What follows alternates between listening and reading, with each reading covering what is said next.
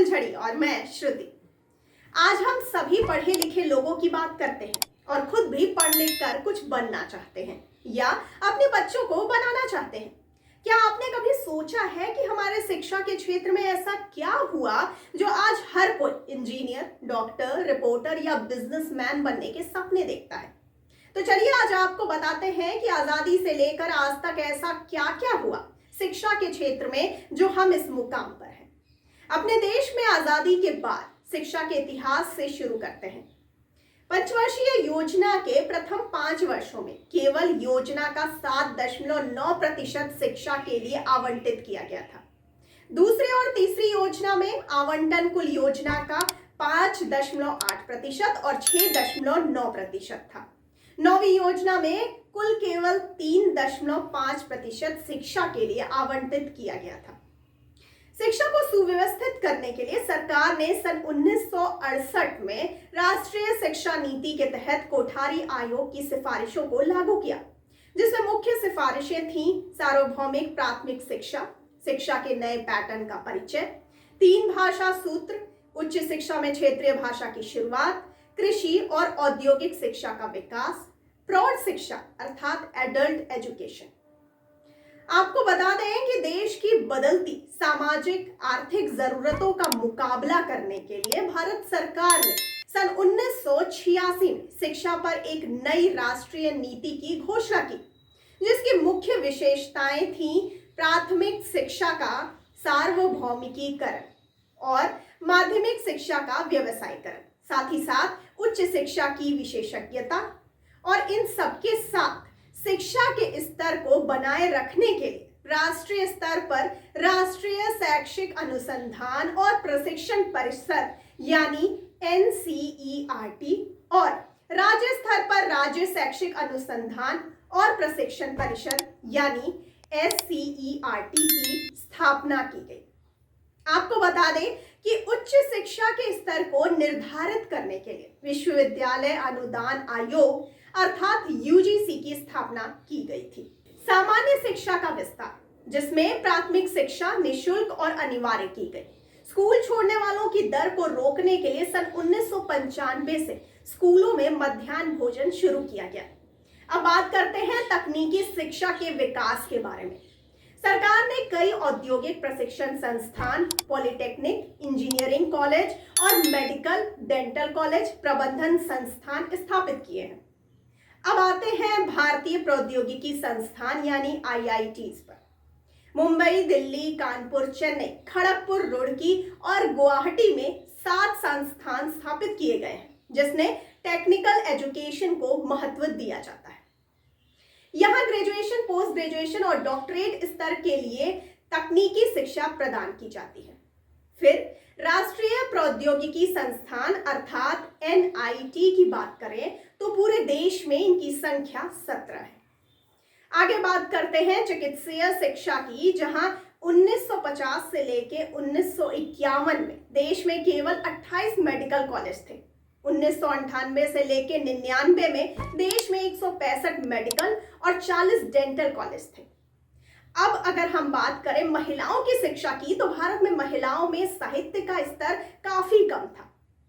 2001 की जनगणना के अनुसार यह 52% थी, जबकि पुरुषों में साक्षरता 75.8% थी। राष्ट्रीय शिक्षा नीति में महिला शिक्षा को सर्वोच्च प्राथमिकता दी गई। कई राज्य सरकारों ने विश्वविद्यालय स्तर तक की लड़कियों की ट्यूशन फीस में छूट दी है। महिलाओं में साक्षरता का स्तर बढ़ाने के लिए अलग स्कूल और कॉलेज स्थापित किए गए हैं। उच्च शिक्षा के विकास में सन 1951 में 27 विश्वविद्यालय थे। 2001 में इनकी संख्या बढ़कर 254 हो गई। भारतीय भाषा और संस्कृति को प्रोत्साहन करने में अगर बात करें तो राष्ट्रीय शिक्षा नीति 1968 को अपनाने के बाद क्षेत्रीय भाषा उच्च शिक्षा में शिक्षा का माध्यम बन गई। विज्ञान और प्रौद्योगिकी पर पाठ्यक्रम, शब्दकोशों, पुस्तकों और प्रश्न पत्रों का क्षेत्रीय भाषाओं में अनुवाद किया जाता है। भारतीय इतिहास और संस्कृति को स्कूल और कॉलेज के पाठ्यक्रम में शामिल किया गया है। फिर आता है सभी के लिए शिक्षा। 93 संशोधन के अनुसार सभी के लिए शिक्षा अनिवार्य कर दी गई है। प्रारंभिक शिक्षा 6 से 14 वर्षीय की आयु के सभी बच्चों का मौलिक अधिकार है। यह भी मुफ्त है। इस दायित्व को पूरा करने के लिए सर्व शिक्षा अभियान यानी SSA शुरू किया गया है। अब चर्चा करते हैं प्रौढ़ शिक्षा की। प्रौढ़ शिक्षा का तात्पर्य 15 से 35 वर्ष के आयु वर्ग के अनपढ़ लोगों के लिए शिक्षा से है। राष्ट्रीय प्रौढ़ शिक्षा कार्यक्रम 1978 में शुरू किया गया था। इस कार्यक्रम को प्राथमिक शिक्षा का एक हिस्सा माना जाता है। विशेष रूप से ग्रामीण क्षेत्रों में वयस्क निरक्षरता को मिटाने के लिए सन 1988 में राष्ट्रीय साहित्य मिशन भी शुरू किया गया था। केंद्र इस कार्यक्रम को लागू करने के लिए राज्यों, स्वयंसेवी संगठनों और कुछ चुनिंदा विश्वविद्यालय को सहायता देता है। सन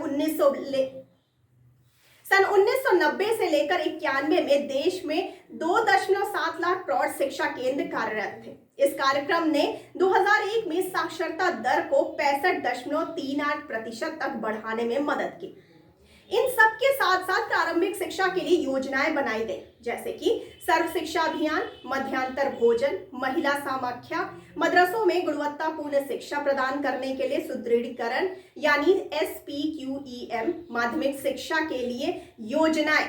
आपके सामने हम बताएं कि राष्ट्रीय माध्यमिक शिक्षा अभियान, बालिका छात्रावास योजना, माध्यमिक शिक्षा के लिए लड़कियों को प्रोत्साहन की राष्ट्रीय योजना, माध्यमिक स्तर पर विकलांगों के लिए समावेशी शिक्षा, व्यावसायिक शिक्षा की योजना, राष्ट्रीय योग्यता सह साधन छात्रवृत्ति योजना, माध्यमिक एवं उच्चतर माध्यमिक विद्यालयों की छात्राओं के लिए बालिका छात्रावास के निर्माण एवं संचालन की योजना, अल्पसंख्यक छात्रों के लिए छात्रवृत्ति योजनाएं, राष्ट्रीय छात्रवृत्ति, ये सारी योजनाएं। अब बात करते हैं उच्च शिक्षा के लिए योजनाओं के बारे में। शिक्षुता प्रशिक्षण योजना, राष्ट्रीय छात्रवृत्ति, post doctoral research fellow scheme, biomedical sciences के लिए जूनियर रिसर्च फेलोशिप, तकनीकी शिक्षा छात्रवृत्ति के लिए अखिल भारतीय परिषद विज्ञान और प्रौद्योगिकी विभाग अनुदान और फेलोशिप, महिला वैज्ञानिकों और प्रौद्योगिकी विदों के लिए DST की छात्रवृत्ति योजना, DBT द्वारा डॉक्टरेट और पोस्ट डॉक्टरल अध्ययन के लिए जैव प्रौद्योगिकी फेलोशिप, दिल्ली विश्वविद्यालय में विभिन्न विज्ञान पाठ्यक्रम में स्नातक और स्नातकोत्तर स्तर पर छात्रवृत्ति या पुरस्कार, जनजातीय मामलों के मंत्रालय द्वारा अनुसूचित जनजाति के छात्रों के लिए छात्रवृत्ति योजनाएं, अनुसूचित जाति अनुसूचित जनजाति के लिए छात्रों के लिए पोस्ट मैट्रिक छात्रवृत्ति, अल्पसंख्यक छात्रों के लिए छात्रवृत्ति। आइए अब बात करते हैं भारतीय शिक्षा प्रणाली में महत्वपूर्ण मुद्दों की। आपको बता दें कि जहां हम शिक्षा के क्षेत्र में पीछे रह जाते हैं, उनमें शामिल है बुनियादी ढांचे की कमी, संस्थान की खराब वैश्विक रैंकिंग, पहले 400 में केवल 4 विश्वविद्यालय शामिल हैं, या मुख्य रूप से उच्च संकाय छात्र अनुपात और अनुसंधान क्षमता की कमी के कारण है, प्रदान की गई शिक्षा और उद्योग के लिए आवश्यक शिक्षा के बीच का अंतर। सबसे ज्यादा समस्या आती है जेंडर इशू। पारंपरिक भारतीय समाज कई तरह के भेदभाव से ग्रस्त है, इसीलिए समाज के वंचित वर्गों जैसे महिलाओं, SC, ST और अल्पसंख्यक की शिक्षा में कई बाधाएं आती हैं। साथ ही इसमें शामिल है अपर्याप्त सरकारी अनुदान यानी गवर्नमेंट फंडिंग। वित्तीय संसाधनों की मांग आपूर्ति से कहीं अधिक है। अभिनव कार्यक्रम और विचारों के लिए बहुत कम राशि उपलब्ध है। आपको बता दें कि ये सारी योजनाएं और ये सारी कमियां, ये सारी चीजें बाधक बनती हैं शिक्षा के लिए। इस दौरान मुझे बहुत अच्छी पंक्तियां याद आ रही हैं मॉलकॉम एक्स की। शिक्षा भविष्य के लिए पासपोर्ट है जो आज इसके लिए तैयारी करते हैं। जी हाँ, आज के लिए बस इतना ही। अगर आपको लगता है कि हमारे शिक्षा के क्षेत्र में कुछ और जरूरी बातें हैं जो ध्यान में आनी चाहिए, तो हमें कमेंट सेक्शन में लिख भेजिए। और साथ ही साथ अगर आपने अभी तक हमारे चैनल को लाइक, सब्सक्राइब और शेयर नहीं किया है, तो फिर देर किस बात की, जल्दी करें और मुझे दीजिए इजाजत। धन्यवाद।